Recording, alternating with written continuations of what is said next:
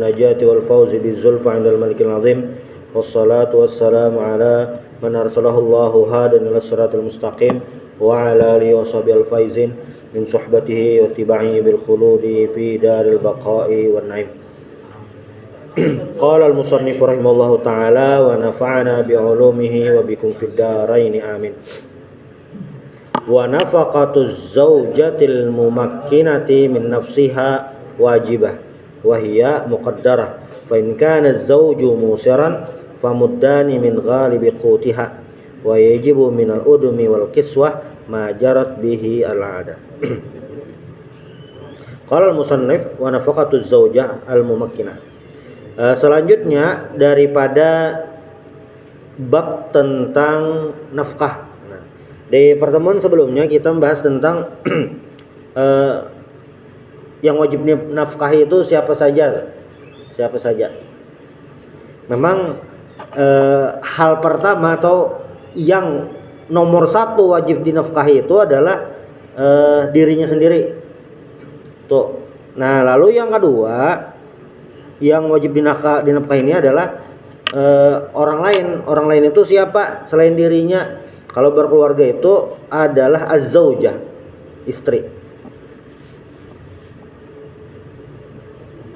Pokoknya tanggungannya itu yang ada di dalam rumah. Nah, secara umum seperti itu. Yang nomor satu selain dirinya wajib dinafkahi adalah istri. Wa nafaqatuz zaujati al-mumakkinati min nafsiha wajibah.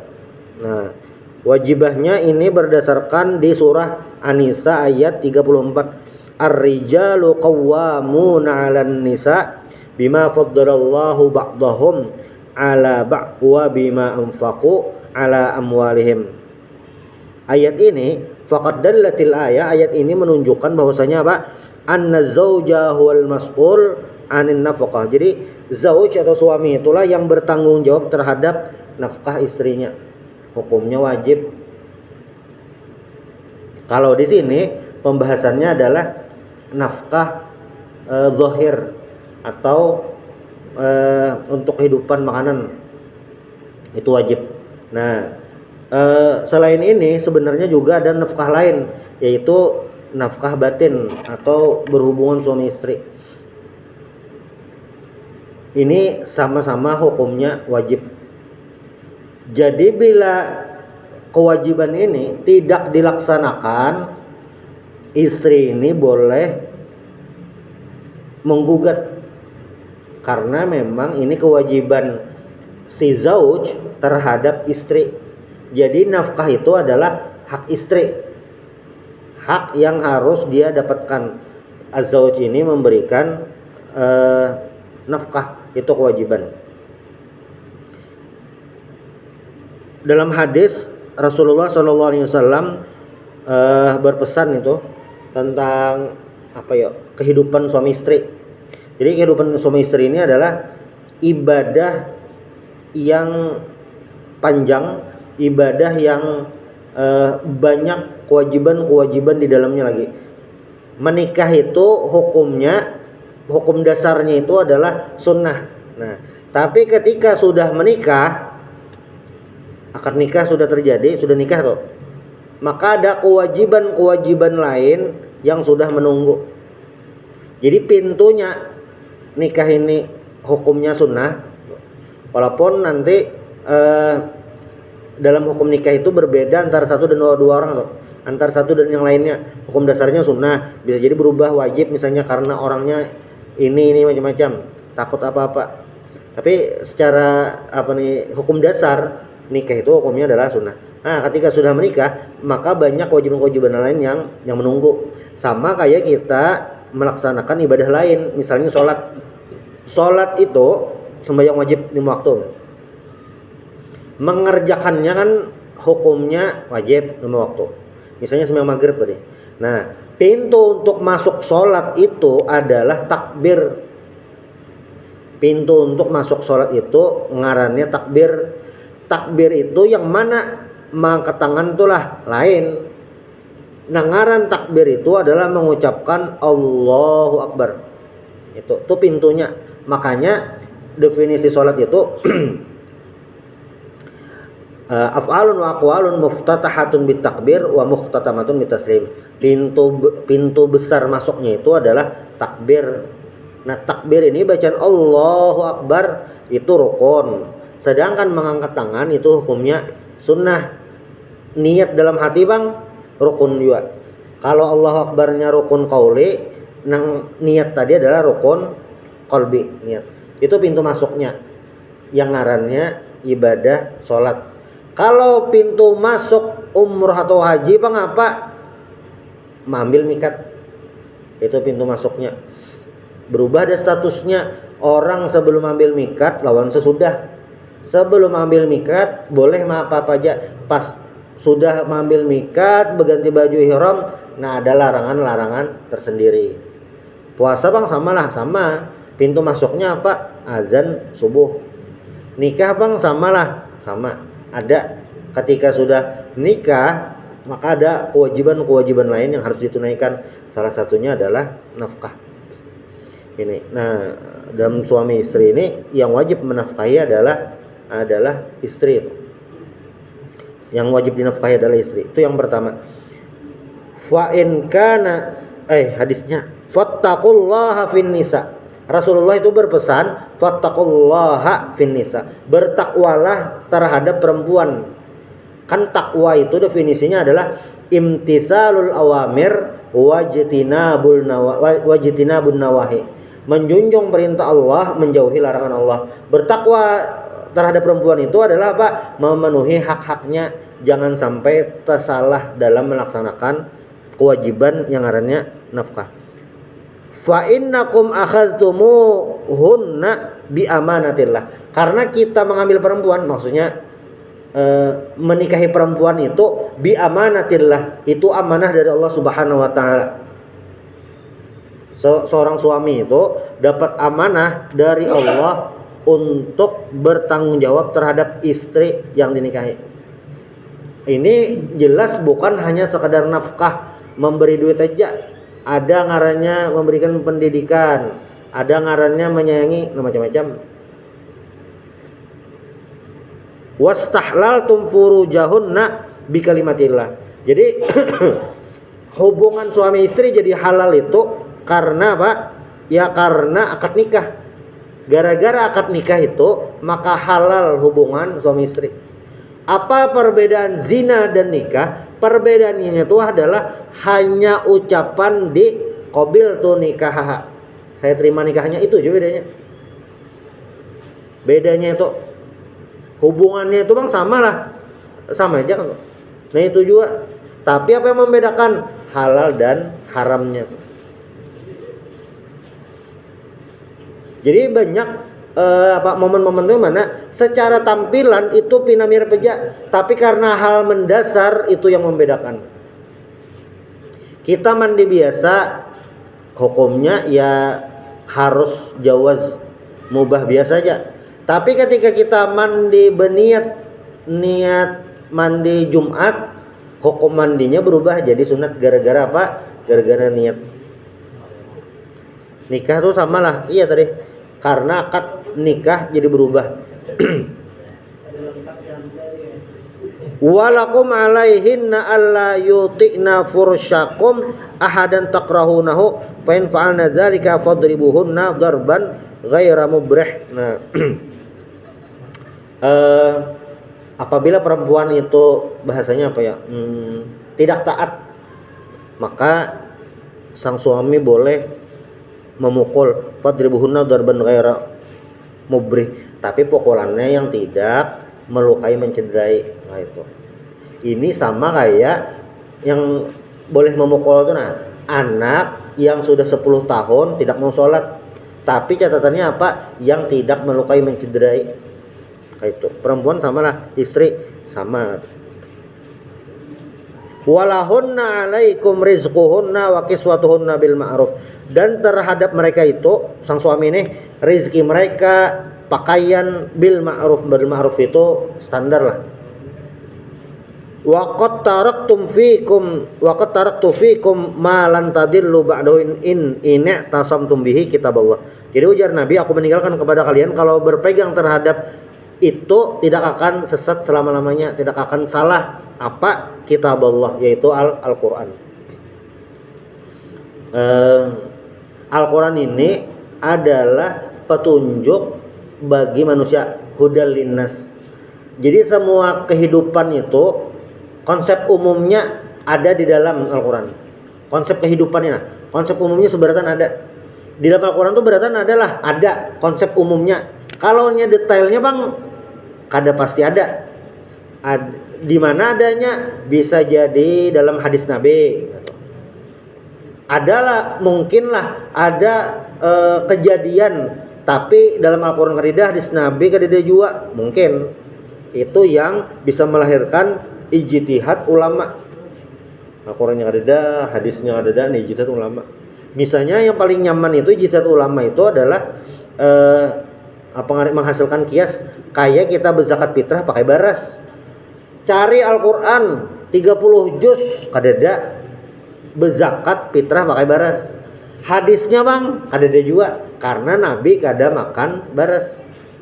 Nah, tapi ulama berijtihad zakat fitrah ini wajib. Lalu kayak apa ijtihadnya? Oh, makanan pokoknya baras, berarti pakai baras. Itu. Jadi bila Al-Qur'an berpegang terhadap Al-Qur'an, nah jelas aman konsep-konsep Al-Qur'an. Nah, kecuali dalam pembahasan faraid atau miras, warisan. Nah, di situ Al-Qur'an ini salah satu ayat yang menjelaskan secara terperinci. Jadi Al-Qur'an itu hanya menjelaskan secara umum. Cuma masalah warisan itu terperinci sampai per bagiannya itu disebutkan. Suami itu dapat bagian ada dua kemungkinan. Misalnya istrinya meninggal, ada seorang perempuan meninggal, dia memiliki suami. Nah, apakah suaminya dapat warisan? Dalam Al-Qur'an disebutkan ada dua kemungkinan. Bila si istri ini memiliki anak, baik anaknya bersama atau anak nang taduhulu kayak itu, maka si suami dapat 1/4. Tapi bilanya yang si perempuan tadi tidak memiliki anak, sang suami dapat 1/2. Itu diatur dah. Ada rahasia tuh. Bab miras itu terperinci, yang lain konsep umum.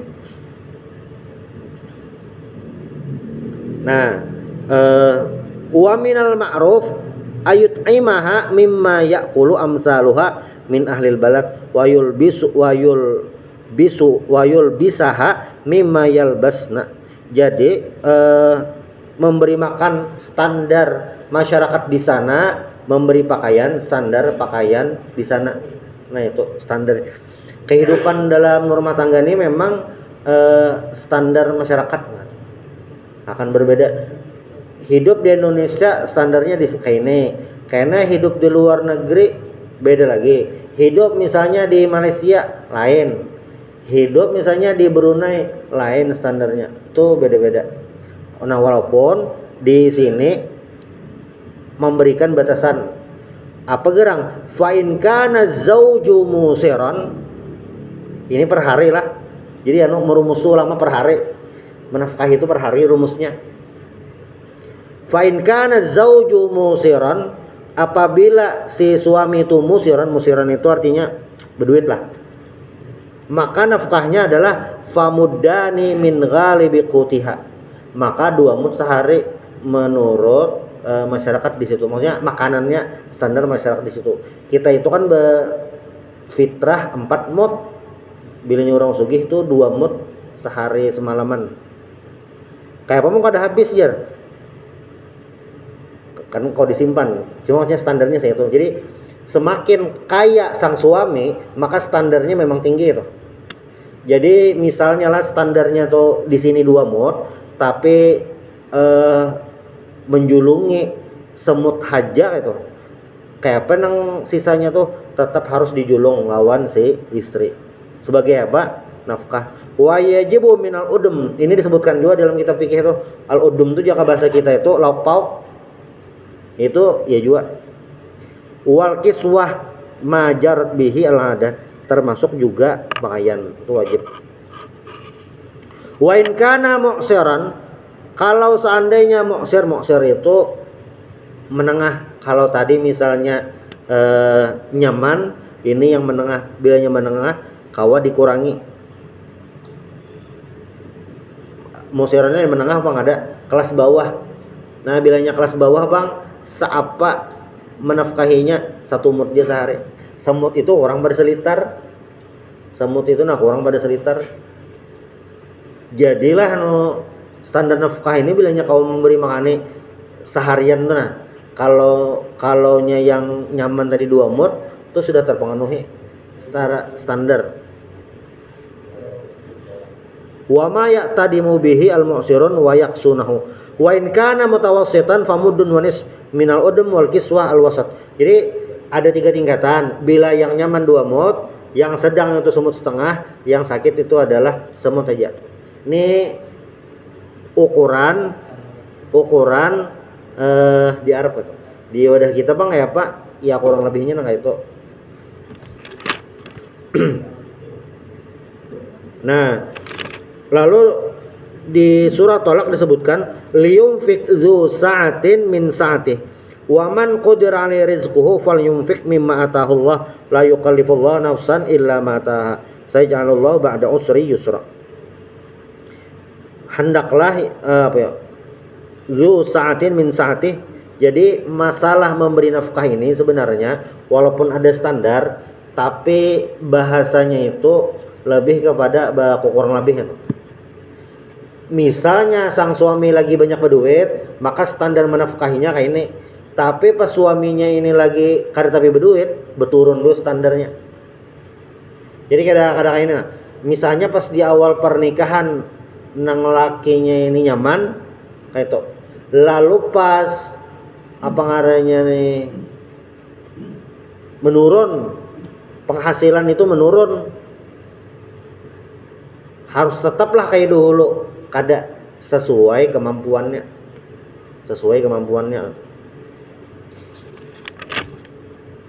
Jadi selalu ada iya.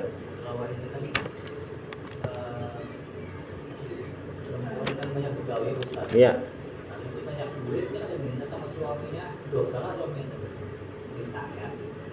Nah, jadi kan nafkah itu kewajiban suami untuk istri. Nah itu. Dan kewajiban yang bentuknya terhadap orang lain, itu beda dengan kewajiban kita dengan Allah Subhanahu wa taala. Jadi wajib hukum dalam ibadah itu secara dasar memang sama. Artinya dilakukan berpahala, ditinggalkan berdosa. Nah, itu secara umum. Tapi bila yang wajibnya ini berhubungan dengan orang lain, maka dilihat kasusnya. Nah, untuk nafkah ini apakah kewajiban suami hilang karena istri bekerja? Iya, ada hilang kewajibannya. Kenapa gerang jar? Kenapa kada hilang? Karena menafkahi istri itu adalah kewajiban dasar seorang suami. Itu kada hilang itu. Nah, beda lagi kasusnya amun nang bininya kada mengambil kayak apa jar? Kewajibannya hilang lah, kada hilang juga. Jadi selama dalam pernikahan kewajiban suami terhadap istri, masalah menafkahi itu kada hilang. Nah, mbah bangnya maka begawi bininya. Nah, jadi kayak ini seorang perempuan itu ketika dia menikah kewajibannya tuh cuma satu. Apa kewajibannya? Melayani suami. Itu aja. Taat kepada Allah Ta'ala, melayani suami, dah itu aja. Bila seorang istri itu bekerja membantu keluarga, misalnya dapat duitnya tuh kayak apa hukumnya? Duitnya itu sebenarnya ampun yang istri terserah aja makanya gitu nampak. Untuk diri sendiri silahkan, untuk apa silahkan itu. Nah cuma memang karena rumusnya itu adalah ada izin dari suami yang bekerja tadi. Ini tentu kalau di wadah kita sudah maklum gitu. Itulah kenapa jadi Datuk Kalampayan itu merumus ngarannya hukum perpantangan. Harta perpantangan itu karena di wadah kita ini lawan di Arab itu ada perbedaan tradisi. paling mendasar tuh nangka ini di Arab itu memang seorang istri itu bebinian menikah, inya memang kayak tradisinya itu kada begawi. Jadi dasar nang laki itu dasar inya itu tulang punggung keluarga. Kalau dua kita pang tradisinya beda itu. Makanya dalam pembagian harta warisan itu juga berbeda. Makanya ada istilah harta gonogini itu. Itu adalah perbedaan di wadah kita lawan di Arab secara agama. Apakah itu mempengaruhi hukum dalam menafkahi? Ada yang membuat berbeda, tapi kewajiban suami menafkahi istri itu tidak akan berubah. Jadi nafkahnya itu, menafkahi istri itu adalah apakah hanya memberi makan? Kada itu aja sebujurannya. Menafkahi istri itu bukan hanya makan aja, pakaian ya juga itu wajib. Misalnya kan wajibnya memberi pakaian. Sudah ada baju bang, ditukaran pulang ada apa-apa lah. Iya ada masalah. Ada masalah itu. Jadi bang detailnya, jadi masalah nafkah ini memang apa ngarannya nih lebih fleksibel lah. Lebih fleksibel. Cuma kalau di kitab-kitab tuh yang standar klasik, jaka bahasa kita tuh barasnya ada, iwaknya ada, nah kayak itu.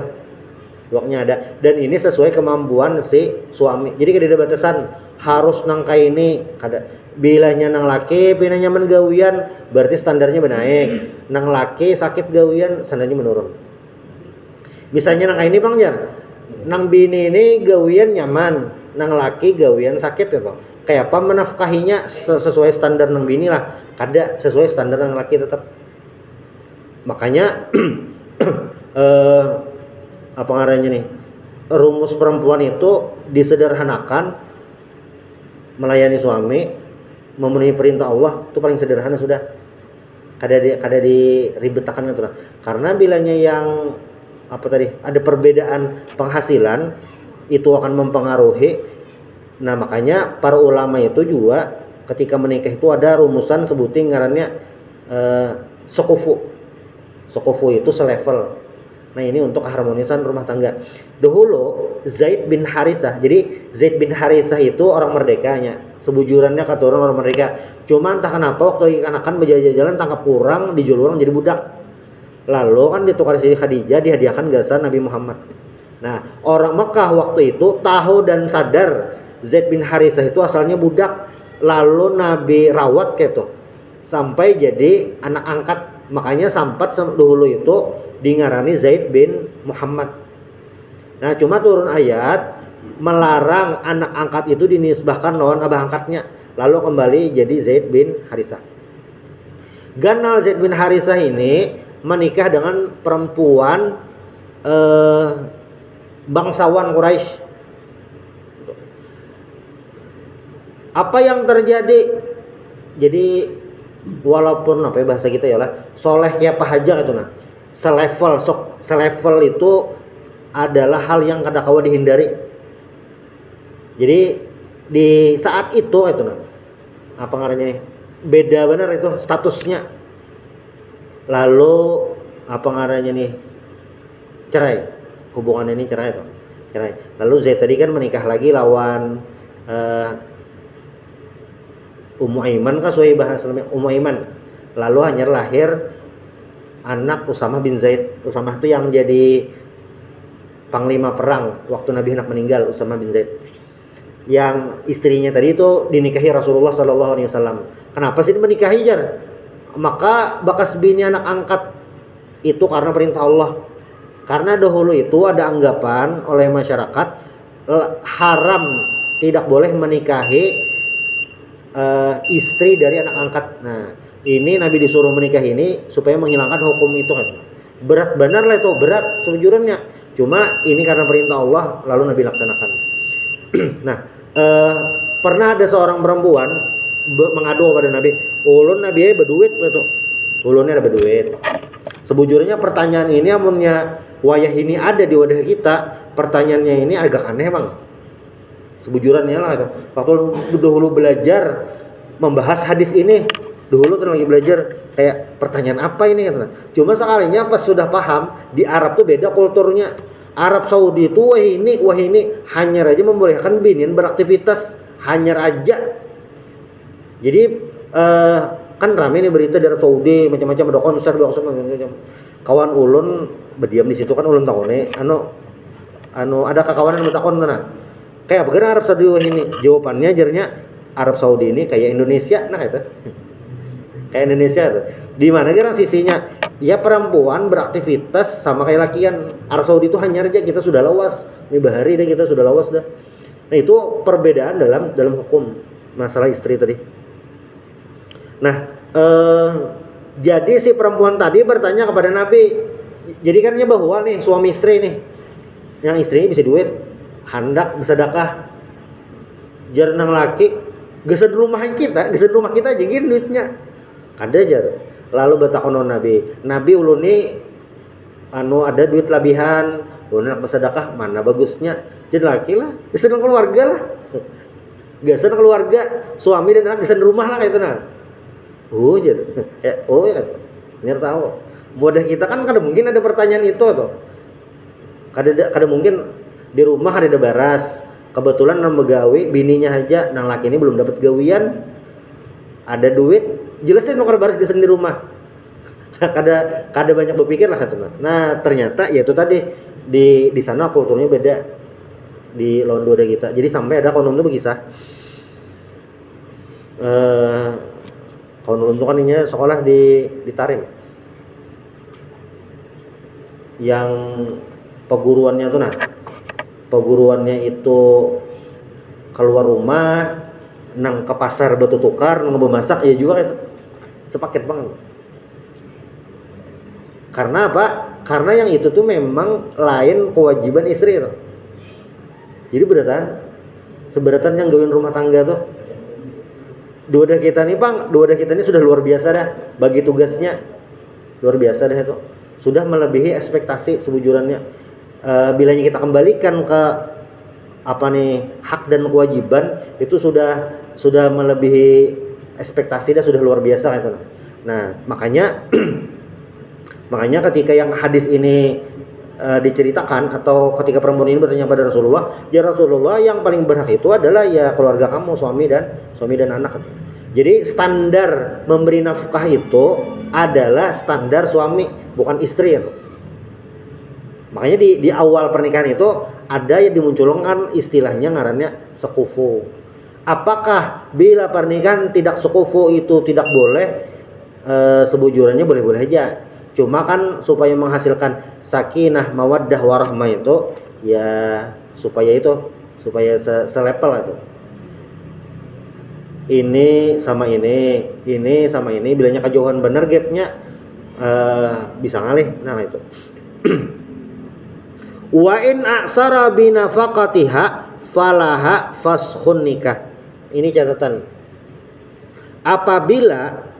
Apabila si suami ini semalam waktu zaman Covid rame bener nih si suami aksara binafaqatiha ngalih mengongkosi istri itu ngalih falaha faskhun nikah si istri itu boleh mengajukan perceraian itu boleh hukumnya tapi ada tapinya walaupun itu boleh di zaman sahabat itu setahulun kadeda riwayatnya sahabiyat itu mengajukan perceraian karena kesulitan masalah nafkah nih. Jadi itu pilihan sebujurannya.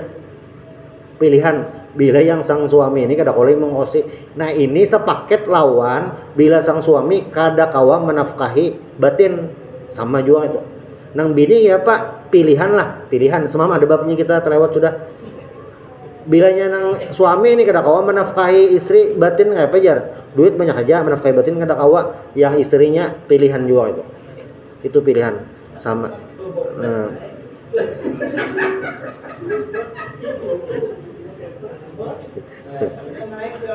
itu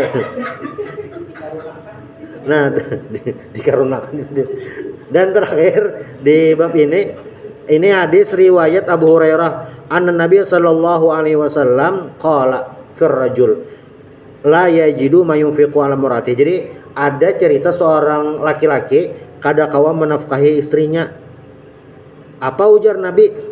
Yufarraqu bainahuma. Ini dipisah berdua nih. Karena nang laki kada kawa memenuhi kewajiban sesederhana itu sebujurannya. Misalnya bertahan Bang ya Pak, bagus tuh. Bagus aja, bagus. Kada ada apa nih? Terserah aja tuh. Cuma memang di zaman Nabi sahabiat rata-rata tetap bertahan. Karena apa? Karena itu bagian daripada sabar. Nang istri sabar menghadapi laki kolar begawi, nang laki syukur bisi bini hakon. Kira-kira itu mudah-mudahan bermanfaat. Subhanakallah bihamdik asyhadu an la ilaha illa anta astaghfiruka wa atubu ilaik. Al-Fatihah.